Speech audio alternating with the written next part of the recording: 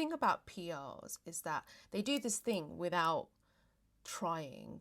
It just becomes like second nature.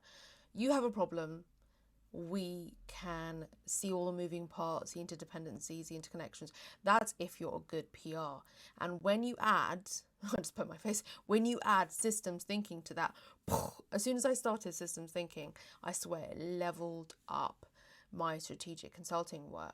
So the thing that you can do as a creator, entrepreneur, solo person building in public, dancing, is build in some time to do the thinking work so you can cultivate this approach to problem solving, protecting your reputation, looking at the risks. Now, you can't rely on ChatGPT and AIs for everything. Why? Because you've got to do this kind of cognitive work yourself. And that's what's so great about being in the PR field and being a strategic consultant, because you got to use your noggin, you got to use your dome all the time. There's some things that can be perhaps very quickly consolidated, synthesized using AI. That's fine.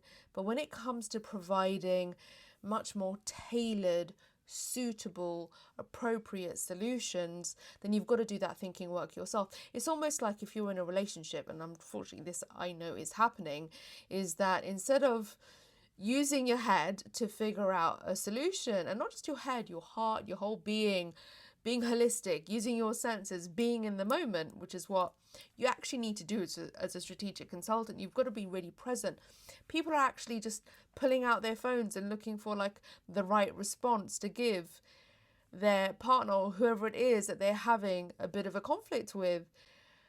Imagine inputting reams and reams of messages. I'm sorry if you do this, no judgment. You've absolutely got to do the work yourself. Otherwise, you'll lose the wonderful ability of your brain, your mind, human mind, to resolve issues, but not just resolving issues, being innovative, being creative, finding those kinds of solutions that, you don't want to cheat all the time.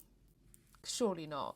So anyway, I talk about it all the time, this kind of reflexive thinking where you've got to check in with your own assumptions and biases. You've got to level up your strategic thinking. And one way is look at any issue that you have and form a decision grid. So whatever the risk is, what are you prepared to absolutely do and say? What aren't you prepared to absolutely do and say? And what if you do both? What happens then? You've got to map this out. You've got to write. You've actually got to write. And I now have a masterclass available about your reputation management and about your risk readiness. It's all available in the description wherever you're finding this, basically.